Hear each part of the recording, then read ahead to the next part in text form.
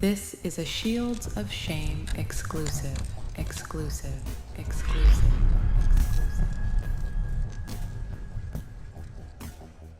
Welcome back to another Shields of Shame exclusive video series. Today, we delve into the matter surrounding Sergeant James Brown, Sergeant Orlando Almon, and the center of it all, Jailer Nathanael Stiles of the Whitfield County Sheriff's Office. Caught in the lens of scrutiny, Nathanael Stiles finds himself amidst a narrative that demands attention and scrutiny. The incident in question involves Stiles' assault on an inmate, captured on camera for all to witness. Please let me know what you think about this incident in the comments below. With each unfolding revelation, we confront a tapestry of corruption and misconduct, a narrative that demands our collective attention. Join us as we navigate through the intricate web of inquiries, shedding light on truths that have long been obscured. Your engagement is pivotal in our pursuit of justice and accountability. Subscribe and share this video to amplify our message and catalyze change within our society. Thank you for your support as we confront the shadows of corruption that linger within our midst. What's up, man? Hold nothing, man. You know, just all on the hand. You can take that off. Oh, good. Have you heard what's going on? Have you heard about an incident that we're investigating? One in booking. Yeah. That's what this is about. Okay, so this is, you know, what he and I do down here. Mm-hmm. This is an internal investigation. There's also a criminal investigation going. All right, we're dealing with the internal administrative side, looking for policies, that kind of stuff, seeing, fact finding for the sheriff so he can make his decision. Okay. You may be a witness that can give us some information on stuff that we're looking for, but you're not the subject of the internal investigation, okay? All right, man, well, I'm going to try to get you back here as soon as we can, all right? This shouldn't take but 15, 20 minutes. All right, what shift are you on right now, Jay? D shift. Who do you work for? Sergeant Brown. How long have you been here? I guess to be 2 years. Already? Yeah. Hey. We're already in the 800s, too. And by those. Okay. Have you ever worked for Sergeant Almon before? Overtime. Overtime? Yeah. Okay.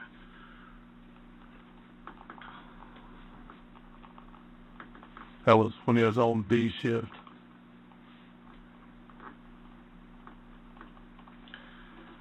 All right. So you're aware of the incident in booking? Yeah, the one with the handcuff on. Yeah.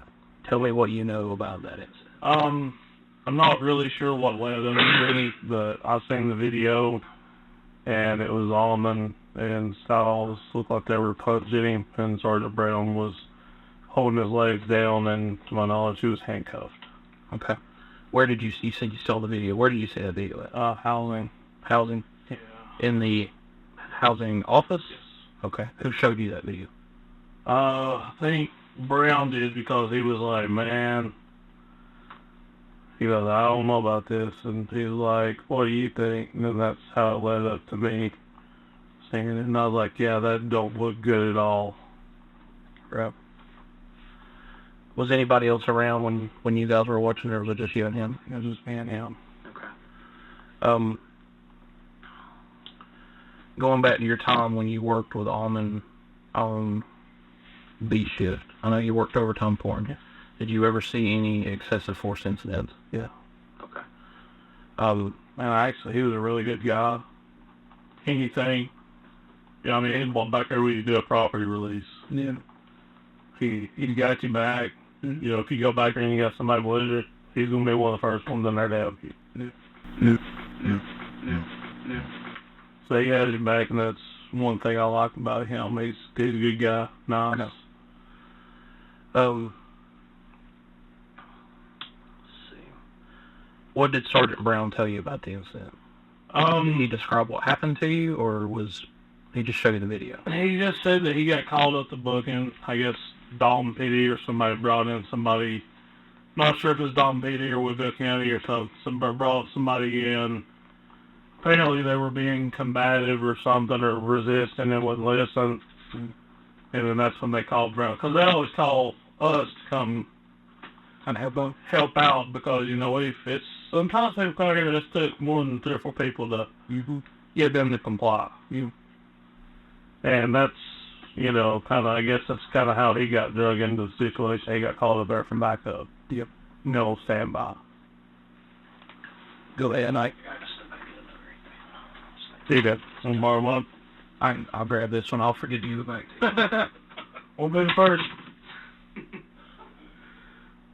Besides Brown showing you the video, anybody else show your video? No. Have you received any text messages about the video or anything like that? Anybody else talking about the issue? No. So your opinion of the video? Man, I'm going to tell you.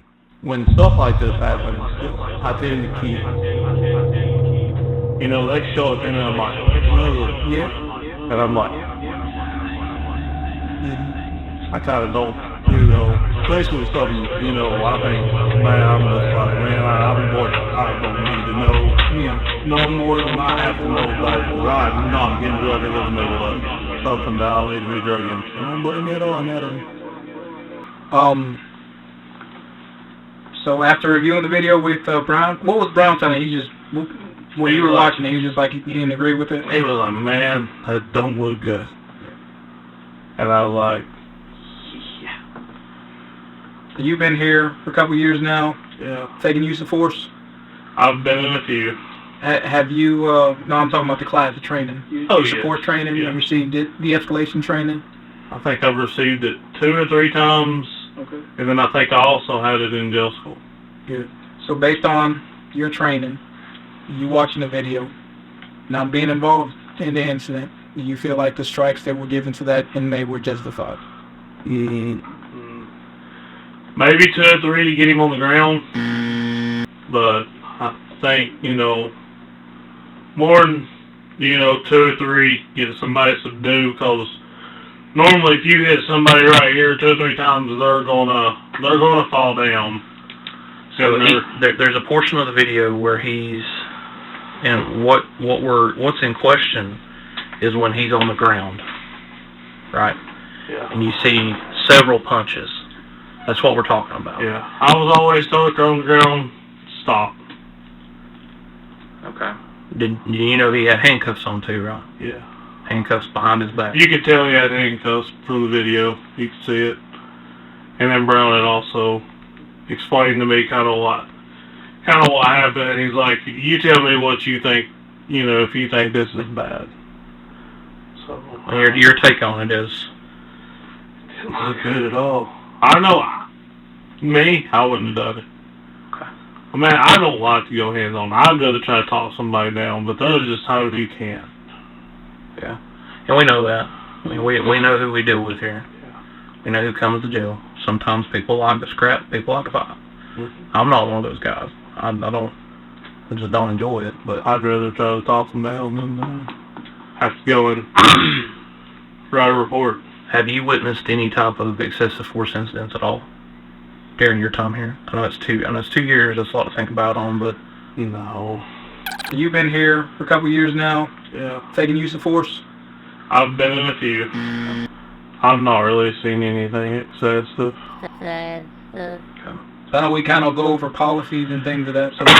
So did you know there's a policy in our manual that states that if you were to see something like that, it don't matter if it's your supervisor or who it is, you're supposed to report it. It's not shall or will, it's will.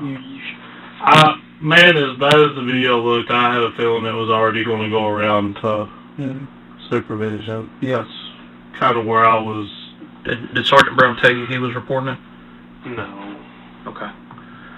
Did you watch it that night, or did you watch it later on? I think I watched it later on. I don't remember if I was on the first half or second half, but I watched it shortly after it happened. But I tend to stay busy. I try to stay busy. Yeah. And like I said, I try to keep my nose out of bad incidents. I think we all do, right? Especially. Is it common for either officers or sergeants to show videos that are in that system? Well, this one he was kind of questioning. No, I understand. Besides that video, have you seen any use of force issue videos other than just ones that they've showed me examples of, you know, hey, or do it this way. yeah, don't do it. Look, you know, this is, you know, the proper way of taking somebody down, or so, you know, stuff like that. It's not like, oh look, ha ha ha, he got the crap in. No, it ain't nothing like that. Yeah. So it's teaching moments. Yeah, it's more or less, don't do this. Look, this is a good way to take somebody down to the ground. This, don't, you know, this is where you went wrong on this scenario, this situation. Who has access to those videos, to that system? Just a sergeant. Just a sergeant? He's really the, unless one of us is sitting there watching, Yeah. you know, watching the 1044 or something while he's... You guys don't have passcodes or passwords to the system? If the system is logged off, I honestly couldn't tell you how to log into it. Okay. The only time I'm ever over at that computer is when I'm answering the phone or watching the 1044s. Yeah. Is there anything else you can think of that we need to know about? Man, to be honest with you, that's the only excessive use of force I've seen him do. Okay. Anybody else? No, I ain't seen nothing else, man. I mean, that's really the only one that I would question. Because I know you say you can go back and just look at something and say, would I have done it that way? Yeah. Yeah, that's about the only one that I was like, probably would have stopped. How do you think we're going to look on the news? Not good. Oh man, it'd be good. Yeah. Speaking of being upfront and honest. Yeah, well, yeah. That's what everybody else is going to see. And the reaction you thought is probably what a lot of people are going to see. Speaking of that, have you talked to anybody about this incident? Okay. Have you talked to your wife about it? Have you told anybody, texted anybody, got any videos? Okay. No, sir. I'm going to ask this. This will sound weird because you may not know what I'm talking about. Have you contacted the media? No. Okay. What happens back here stays back here. Yeah. Well, unless it needs to be reported, right? Right. And then I'm going to talk to somebody before I report something. Yes, sir. Well, that's what you got the captain, lieutenant. There's a section in the policy book. It's called Lines of Authority. Right. And that's your chain of command concept. So if you do see something like that, if it's your supervisor and you don't feel comfortable talking to them, it's not just use force stuff. If this goes for everything, if something's happening, you're being harassed or something, whatever happens, and it's your supervisor or you report it to your supervisor and nothing is done, then you have permission by policy to go to their supervisor and follow that chain and try to, we want to handle stuff as soon as we can because we're playing catch up. You know, there's possible evidence that we may not have now. If we'd have been notified, you know, the day it happened, or you know, something like that. And lessons learned, it is what it is. But we want to know, and it's even if you know, if you report it, nothing is done, and you got to call down here and talk to a supervisor. You got to report it to another division. Make sure you report stuff. Right. But like I said, man, I try to keep my nose out. You happy here? You like it? I told you like it. I don't have a problem with nobody out here. I told you. I told you. I said you'll enjoy it. I'm on a good shift. I mean, honestly, I miss my C shift. I miss Cooley and Robbins and day shift too. Yeah. Here's the thing, man. The only thing that's ever going to stay the same in law enforcement is everything's always going to change. Everything. But as me and Ember's talked about it multiple times, night shift is fitting. You know, me getting Chloe off the bus, me being there for Brooklyn and Jaden when they get home. I'm there to make sure they're in the door and nobody decides to come up and snatch them. Well, and you know, one day they'll get a little bit older and you won't have to be on night shift, and you know, things will change, life will change a little bit for you, and you know, that's the way it is with this job, and that's the part of the price you pay to do it. Like I told Pickett, man, if you tell me to go A shift, I'm going to A shift. If you tell me to stay on D, bro, that's where I'm staying. It's a good attitude to have, man. I'm here to do the job, whether I'm working 4th of July or I'm working Christmas. It'll happen. Guarantee you that. You know, like last year, I was like, man, I get off 7 a.m. My daughter's still asleep. I can go home and play Santa Claus. Yep. Lay down for a couple hours. She'll wake up. I'll get up and go in there. Oh, Santa Claus has been here. No. All right, man. You don't have anything else. We'll get out of here. But man, that's the only use of real extensive use force he's ever done. Okay. And like I said, you may be able to shed some light, and you may not.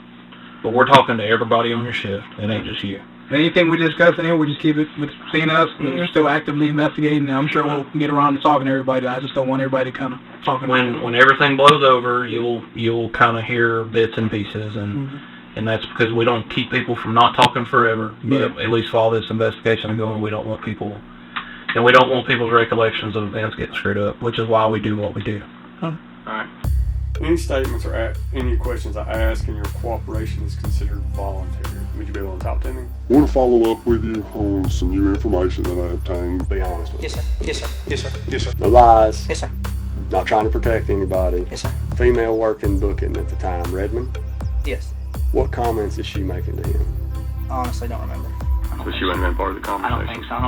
I don't know if Brown was back there or not, but it was just while we were watching the video while he did his report that last time I saw it. So there's a few things that you said that you don't remember exactly. You don't want to tell me for sure. What things do you remember for 100% from that night? I just... So you've been here for a couple years now. Yeah. Taking use of force. I've been in a few. Right. And then I'm going to talk to somebody before I report something. Yes, sir. Well, have you talked to anybody about this incident? Have you talked to your wife about it? Have you told anybody, texted anybody, gotten any videos? No, sir. I'm going to ask this will sound weird because you may not know what I'm talking about. Have you contacted the media? Huh? Well, I haven't back here. Staying back here. Well, leg sweeping, if that won't work, we'll just kind of pick them up and set them down. He blows like a kiss at me or whatever and stuff, like he spits on me, and he pushes them up on the counter, and then we go ahead and do a no sign on his property, and it's exactly like that, and then we take him into the padded cell. When I was walking away, we had already stopped the recording, so I want to make sure you explain to me what you explained to me on recording as far as the messages. What happened with the messages? I don't know. I've had issues with some of the messages and not saving. Yep. But like I said, after that last message you saw from Almon, I did text back an insensitive joke about Cochran coming back. Let me think. Well, I'll go ahead and say, I think me and Sergeant Brown were giving each other sideways glances of like, oh damn, like, oh no, this is bad. And then in private, Sergeant Brown would tell me, you know, that was bad. He's been doing this a while. This is going to catch up to him. I think I'm going to get in trouble. Things like that. Yeah. I don't think Sergeant Almon, he didn't have any, you know, I don't know if remorse is a good word.